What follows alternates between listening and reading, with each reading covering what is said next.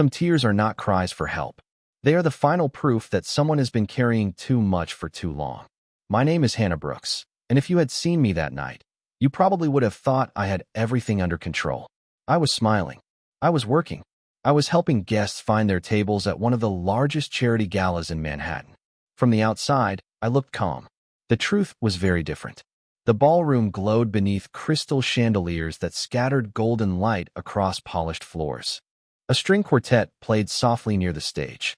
Waiters moved through the crowd carrying silver trays. Everywhere I looked, people seemed confident and comfortable. I felt like I was pretending to belong among them. I adjusted the name tags on a registration table and forced another smile as guests arrived. Volunteering at charity events had become a habit. It gave me something to focus on besides my own thoughts. It gave me a reason to stay busy. Busy felt safer than lonely. A few feet away, photographers gathered near the entrance. The atmosphere shifted the moment a new guest arrived. Conversations softened. Heads turned. Even people who had been speaking moments earlier suddenly became interested in the doorway. I glanced up and immediately understood why. Ethan Romano had arrived. Everyone in New York seemed to know his name. Successful businessman. Powerful investor. Sicilian Mafia Boss, according to endless rumors that floated through social circles and newspaper columns. Whether the stories were true or not, one thing was certain. Ethan Romano commanded attention without asking for it. He moved through the ballroom with quiet confidence, greeting organizers and donors. People listened when he spoke. People noticed when he entered a room. I looked away almost immediately. Men like Ethan Romano existed in a different world from women like me. Several minutes later, my phone vibrated inside my purse. I stepped away from the crowd and slipped behind a curtain near the backstage hallway. The music became distant there. The noise faded. I answered the call without checking the screen. That was my mistake. The familiar voice on the other end immediately tightened something inside my chest. I listened quietly. At first, I tried to remain calm. Then I stared at the floor. Then I closed my eyes. Every word seemed to press against old wounds I spent years pretending had healed. I nodded even though the person could not see me. I apologized even when I had done nothing wrong. By the time the call ended, my hands were shaking. The silence afterward felt enormous. I stood alone beneath a dim hallway light. The gala continued on the other side of the curtain. Music, laughter, celebration. Yet none of it reached me anymore. A tear slipped down my cheek before I could stop it. Then another. I quickly wiped them away. Embarrassed, ashamed, determined to regain control. I took a deep breath and tried to compose myself. It did not work. Months of exhaustion. Years of disappointment. Too many unspoken fears. Everything suddenly felt heavier than before. I lowered my head and allowed myself one moment of weakness. Just one. Then a voice interrupted the silence. Deep, calm, unexpectedly gentle. Who made you cry? My heart stopped. I looked up. Standing at the end of the hallway was Ethan Romano, and judging by the concern in his eyes, he had seen far more than I ever intended anyone to see. Some questions are easy to answer. Others reveal wounds you have spent years trying to hide. Ethan Romano's question belonged to the second kind. For several seconds, neither of us moved. The distant music from the ballroom drifted through the hallway like a reminder that the rest of the world was still celebrating while I stood frozen beneath a dim light with tears on my face. My first instinct was the same as always. Pretend everything was fine. I quickly wiped my cheeks and forced a smile that did not feel real. Nobody, I said. I am okay. The words sounded weak even to me. Ethan remained where he was. He did not move closer. He did not pressure me. He simply watched me with a level of attention that made it difficult to look away. You are crying alone in a hallway, he said calmly. That does not look okay. Heat rushed into my face. Embarrassment settled heavily in my chest. I hated being seen like this. Vulnerable. Emotional. Human. I am sorry, I whispered. The apology escaped before I could stop it. Ethan's expression changed slightly. Not annoyance. Not confusion. Something closer to concern. Why are you apologizing? I looked down at the floor. I do not know. That answer was more honest than I intended. Silence stretched between us. Somewhere beyond the curtain, laughter erupted from the ballroom. The contrast felt almost surreal. Ethan glanced toward the sound before returning his attention to me. Was it family? The question caught me off guard. I looked up. What? The phone call. His voice remained steady. Was it family? I hesitated. Then I nodded once. Very slightly. The truth was that I did not want to discuss it. But denying it felt impossible. Ethan seemed to understand. You do not have to tell me anything you are not ready to share. Relief washed through me. Immediate and unexpected. Most people either demanded explanations or avoided difficult conversations entirely. Ethan somehow managed neither. He simply offered space. Thank you, I said quietly. For the first time since he appeared in the hallway, I meant every word. His eyes softened. You are welcome. Another silence followed. This one felt less uncomfortable, less fragile. Eventually, Ethan looked toward the ballroom entrance. The event will continue for another 2 hours. I nodded. I know. And you are planning to walk back in there and pretend nothing happened. The accuracy of the statement made me laugh despite myself. A small laugh. Barely more than a breath. Ethan noticed. There it is. I frowned. What? Proof that you still remember how to smile. The comment caught me completely off guard. For a moment, I forgot to be sad. Forgot to be embarrassed. Forgot to hide. Then reality returned. I should get back to work. Ethan studied me for a second before nodding. If that is what you want. I straightened my shoulders and took a deep breath. The tears were gone now, at least on the surface. I turned toward the curtain leading back into the ballroom. Before I stepped away, Ethan spoke one last time. Hannah. I looked back. His expression remained calm. Certain. Whatever made you cry tonight, you do not have to carry it by yourself forever. The words followed me all the way back into the ballroom. Through the music. Through the conversations. Through the rest of the evening.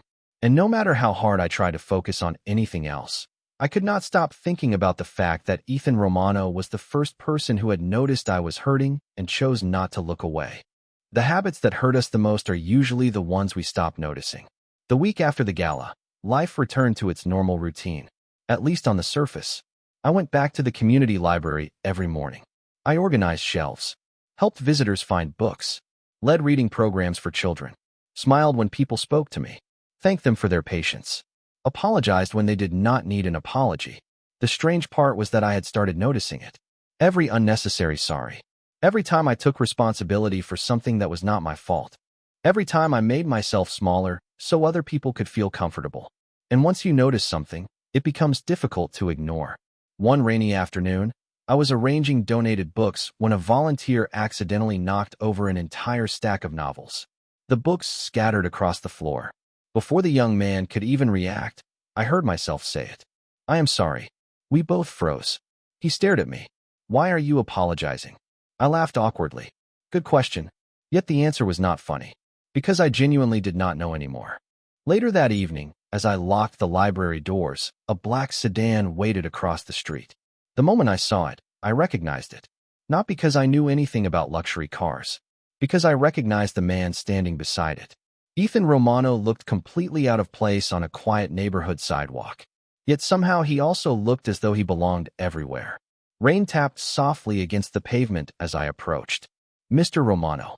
His eyebrow lifted slightly. Ethan. Heat rushed into my cheeks. Ethan. He nodded, apparently satisfied. Better. Despite myself, I smiled. What are you doing here? Meeting someone. His answer was so calm that I almost believed it. Almost. Outside my library. Convenient coincidence. I laughed. That sounds suspicious. A faint smile appeared. Brief. Rare. Somehow more genuine than any grand gesture could have been. We ended up walking toward a nearby coffee shop to escape the rain. The place was small and warm, filled with the scent of roasted coffee beans and fresh pastries. For a while we talked about simple things. Books, community programs, the city, normal conversations, comfortable conversations. Then something happened. The barista accidentally prepared my order incorrectly. Before the woman could even apologize, I immediately smiled and said, I am sorry, that was probably my fault. Ethan slowly lowered his coffee cup. The barista blinked. Ma'am, I made the mistake. I felt embarrassed immediately. After she walked away, Ethan looked at me. Not judgmentally. Curiously. There it is again. I sighed. I know. Do you? I stared out the window at the rain sliding down the glass. Maybe. Silence settled between us. Then Ethan spoke carefully. You apologize when other people make mistakes. I looked down. Sometimes. You apologize when people interrupt you. Maybe. You apologize when someone helps you. I groaned softly. Okay, fine. His expression softened. Hannah, who taught you that everything is your responsibility? The question hit harder than I expected. My chest tightened, because suddenly I was no longer sitting inside a coffee shop. I was remembering years of difficult conversations, years of trying to keep peace, years of believing that if everyone else was unhappy, somehow it must be my fault. I wrapped my hands around the warm coffee cup. I do not know, I whispered. Ethan studied me quietly. The rain continued falling outside. Cars passed beneath glowing streetlights. The world kept moving. Yet for the first time, someone was asking questions nobody else had ever asked. And judging by the concern in Ethan Romano's eyes, I had a feeling he was beginning to see wounds I had spent years pretending were invisible. The wounds that shape us are rarely visible. Most of the time, they hide inside ordinary habits that nobody questions until someone finally pays attention. After the conversation in the coffee shop, I could not stop thinking about Ethan's question. Who taught you that everything is your responsibility? The words followed me everywhere. Through crowded subway rides. Through quiet mornings at the library. Through long evenings when I sat alone in my apartment staring out the window at the city lights. The uncomfortable truth was that I did know the answer. I simply was not ready to say it out loud. A few days later, I arrived at work earlier than usual. The library was quiet. Sunlight filtered through the tall windows and settled across rows of books. It was my favorite time of day. Before the noise. Before the responsibilities. Before I had to pretend everything was fine. Around noon, my supervisor approached with a stack of paperwork. Hannah, I am sorry. We are short-staffed again. Could you stay late tonight? I had already worked extra hours twice that week. I was exhausted. I had plans to visit my mother. I needed rest. Yet the answer came automatically. Of course. My supervisor smiled with relief. Thank you. You always save us. Save us. The word should have felt like a compliment. Instead, they made something inside me ache. Because saving everyone else had become my entire identity. Later that afternoon, Ethan appeared unexpectedly. The children participating in the literacy program immediately surrounded him. Some recognized him from foundation events. Others simply liked the fact that he listened when they spoke. Watching him kneel beside a reading table while a 7-year-old explained her favorite story was strangely endearing. Powerful men were not supposed to look that patient. When the program ended, Ethan found me organizing returned books. You look tired. I laughed softly. Hello to you too. That was my hello. I shook my head. Very elegant. His faint smile appeared again. The rare one. The real one. You still look tired. I placed a book back onto the shelf. I am fine. Ethan leaned against the end of the aisle. That answer usually means the opposite. I opened my mouth to argue and then stopped. Because he was right. Again, the silence stretched between us. Finally, I sighed. I agreed to work late. Did you want to?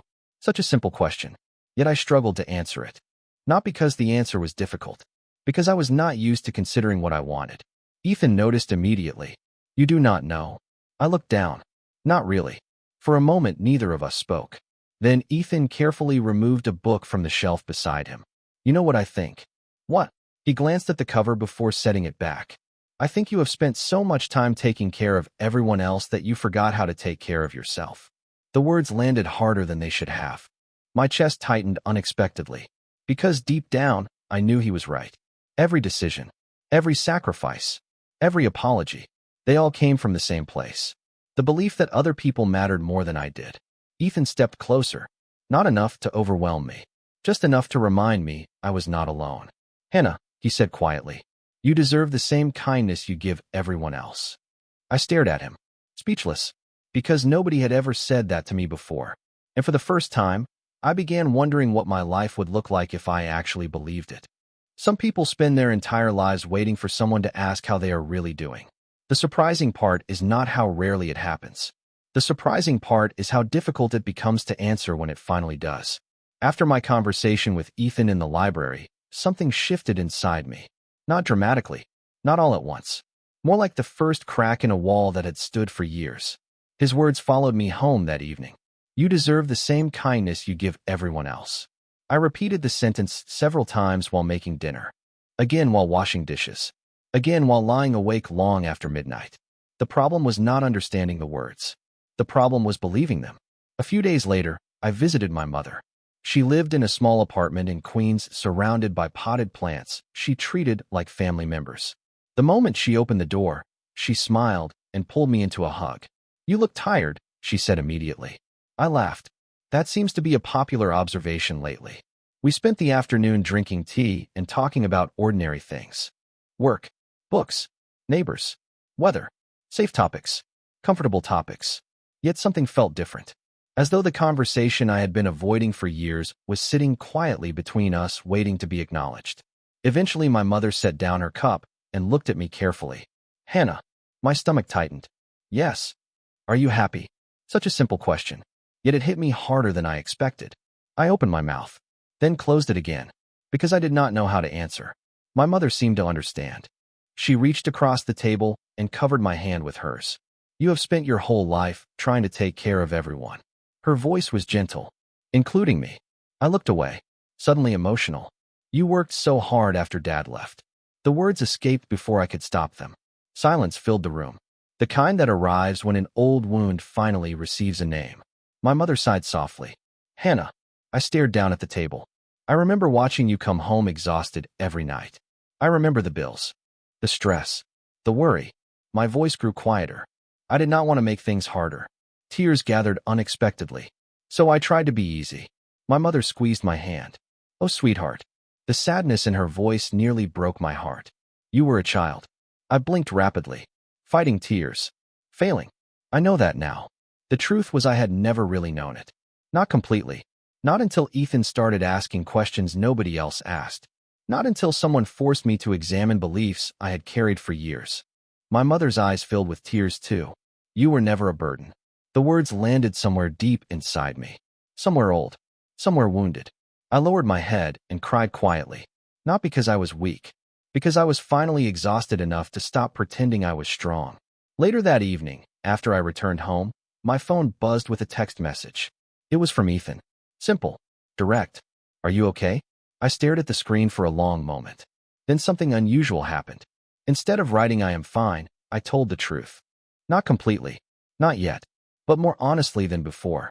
I typed 3 words. "Today was hard." His reply arrived seconds later. "Thank you for telling me."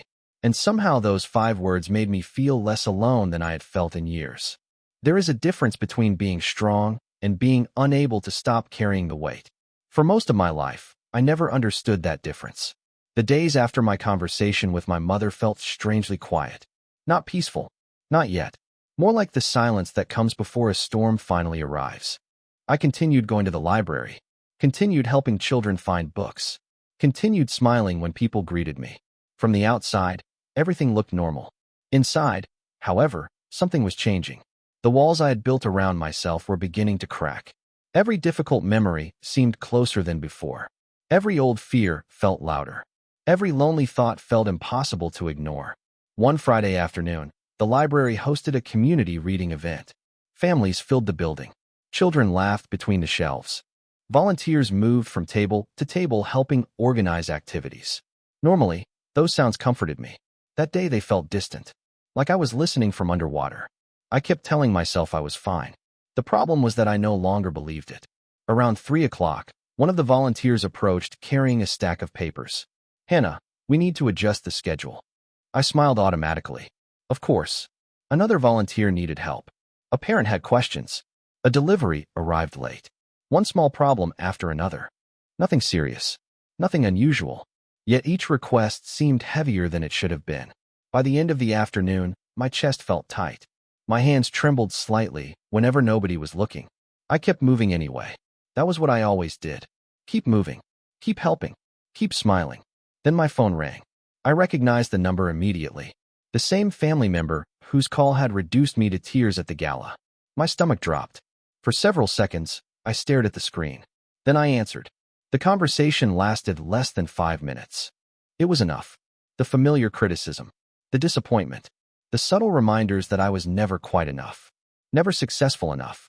Never confident enough. Never everything they wanted me to be.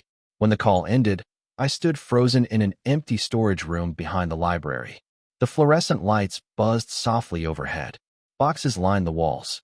My breathing grew uneven. Suddenly, I could not do it anymore. I could not keep pretending. The tears came without warning. Fast. Unstoppable. Months of pressure. Years of self-doubt. Decades of trying to earn approval that never seemed to arrive. Everything crashed into me at once. I lowered myself into a chair and buried my face in my hands. For the first time in years, I stopped trying to control it.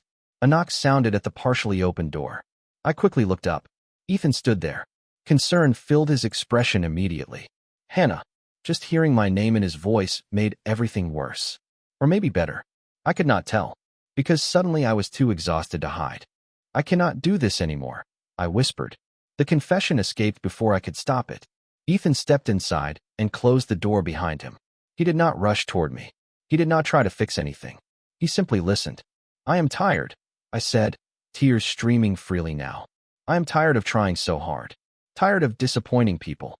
Tired of feeling like no matter what I do, it is never enough. My voice broke completely. Ethan remained silent. Present. Steady. Safe. Finally he spoke. Hannah. I looked at him through blurred vision. You do not have to earn your worth. The words hit me harder than anything I had heard before, because they challenged the belief that had shaped my entire life. I stared at him as tears continued falling. And for the first time, instead of telling me to be stronger, someone was giving me permission to stop carrying everything alone. Sometimes healing begins the moment someone believes you before you learn how to believe yourself.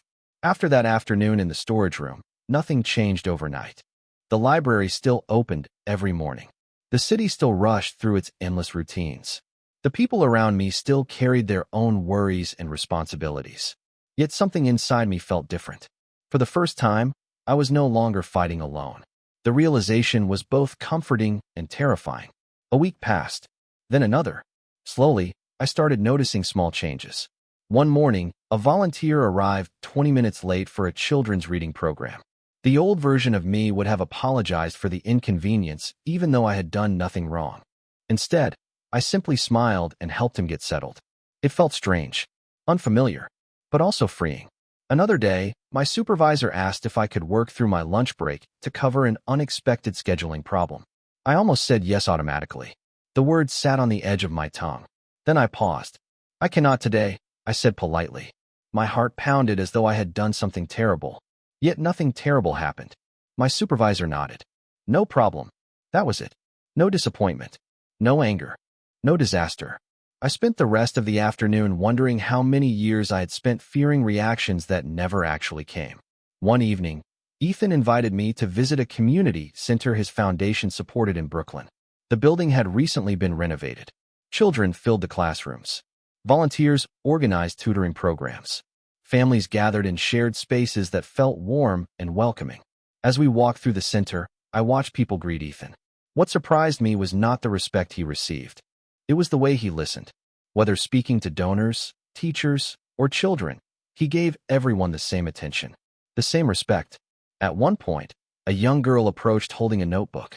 She nervously asked if she could show Ethan a story she had written. He stopped immediately and spent 10 minutes reading every page. When she finished explaining her ideas, his face brightened with genuine pride. You have a gift, he told her. The girl practically glowed. Later, as we walked down a quiet hallway, I smiled to myself. Ethan noticed. What? I shook my head. Nothing. His eyebrow lifted. That is usually not true. I laughed. The sound came easier these days. More natural. I was just thinking. Dangerous activity. Very funny. For a moment, we continued walking in comfortable silence. Then I looked at him. You do that a lot. Do what? Make people feel important. Ethan seemed genuinely surprised by the observation. Everyone is important. The answer came so quickly that I knew he meant it. My chest tightened unexpectedly. Not from sadness this time. From understanding. Because I suddenly realized something. Ethan treated strangers with a level of kindness I had never learned to give myself. We reached a large window overlooking the city skyline. Evening sunlight painted the buildings gold. The view was beautiful, yet I found myself paying more attention to the conversation. I am trying, I said quietly. Ethan turned toward me. Trying what? I looked out at the horizon. Trying to believe what you told me. His expression softened immediately. And I took a slow breath. Some days are easier than others. A faint smile appeared. That is called progress. For the first time in a very long time, the future did not feel frightening. It felt uncertain, challenging, imperfect, but possible. And standing there beside Ethan, watching the sun disappear beyond the city, I began to realize that healing was not about becoming someone new. It was about finally allowing myself to become the person I had always been underneath the fear. The hardest part of healing is realizing that the person you needed to become was never broken in the first place. Summer arrived gradually. The city grew brighter. Sidewalk cafes filled with people.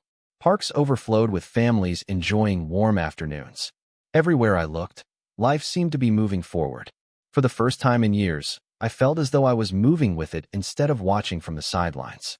The changes were still small enough that most people probably would not have noticed them. I noticed. That was enough. One morning at the library, a parent approached the front desk with concerns about a reading program schedule.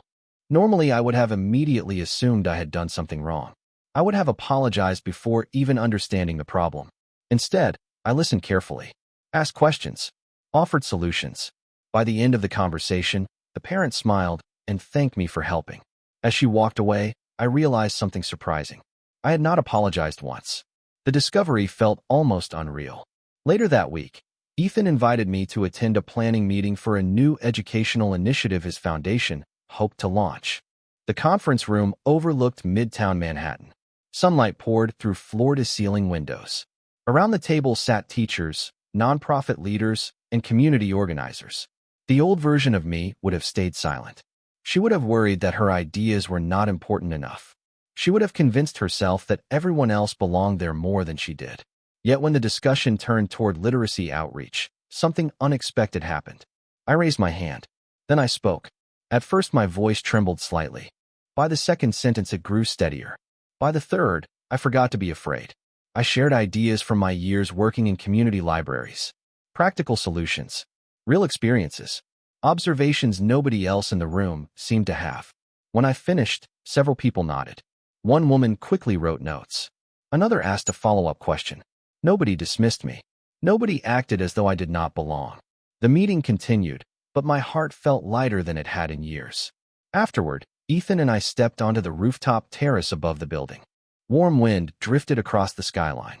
The city stretched endlessly around us. Beautiful, loud, alive. Ethan leaned against the railing and glanced toward me. You were impressive today. I laughed softly.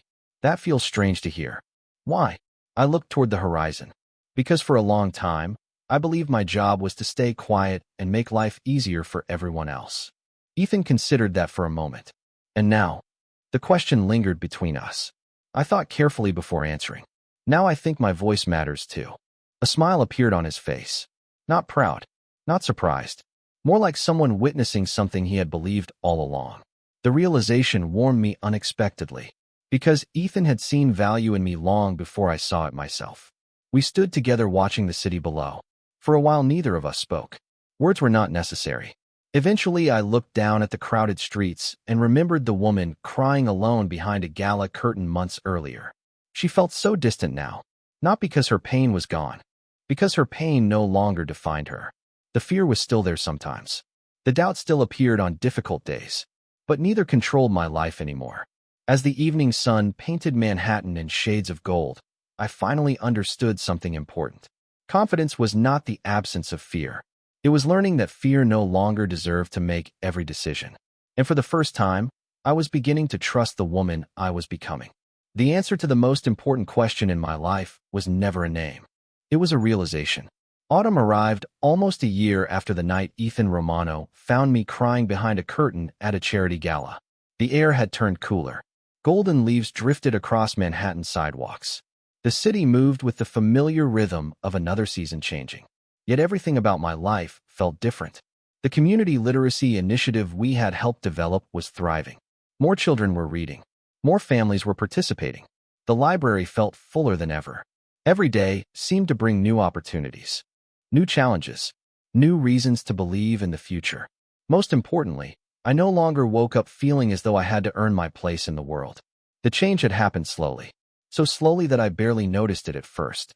Then one morning, I realized I had gone several days without apologizing for things that were never my fault. A month later, I noticed I was speaking up during meetings without fear. Then I caught myself making plans based on what I wanted instead of what everyone else expected. Small victories. Powerful victories. The kind nobody else sees. One Saturday afternoon, Ethan invited me to join him at a fundraising event supporting educational programs across the city. The ballroom looked remarkably similar to the one where our story had begun. Crystal chandeliers, elegant tables, soft music floating through the air. Yet this time, I was not hiding near the walls. I was not trying to disappear. I belonged there. As the evening continued, I found myself speaking with donors, teachers, and community leaders. The conversations felt natural, easy, genuine. At one point, a woman approached and thanked me for helping her daughter discover a love of reading. The gratitude in her voice nearly brought tears to my eyes. Not tears of sadness, tears of pride, the kind I never allowed myself to feel before. Later that night, Ethan and I stepped onto a quiet balcony overlooking the city skyline. The lights stretched endlessly into the distance. Beautiful, familiar, home. For several moments we simply stood there, neither of us rushing to fill the silence. Eventually I smiled and looked toward him. "Do you remember the first question you asked me?" Ethan's expression softened immediately. "I do." I laughed quietly. I spent months thinking about it. The cool evening breeze moved gently through the air around us. Ethan rested his hands against the balcony railing. "Did you ever find the answer?" At first, I thought the answer was a person, a family member, a voice from my past, someone whose words had left scars I carried for years. But standing there beside him, I finally understood the truth. I shook my head. Not exactly. Ethan waited patiently, listening as always. The person who made me cry was never really the point. His brow lifted slightly. "No." I smiled. The important part was the person who stayed when he saw the tears. Silence followed. Warm, meaningful, complete. Ethan looked away briefly toward the city lights before returning his gaze to me. There was something emotional in his eyes, something neither of us needed to explain, because we both understood. The frightened woman who believed she had to carry everything alone was gone. In her place stood someone stronger, not because life had become easier, because she finally understood her own worth. As the city shimmered beneath the autumn sky, I felt a sense of peace I had never known before. The future remained uncertain. Life always would be, but I was no longer afraid of it. Because the man who once asked who made me cry had spent the last year helping me remember how to smile. And standing beside him, surrounded by the life we had helped build together, I realized that sometimes the greatest act of love is simply refusing to look away when someone needs to be seen.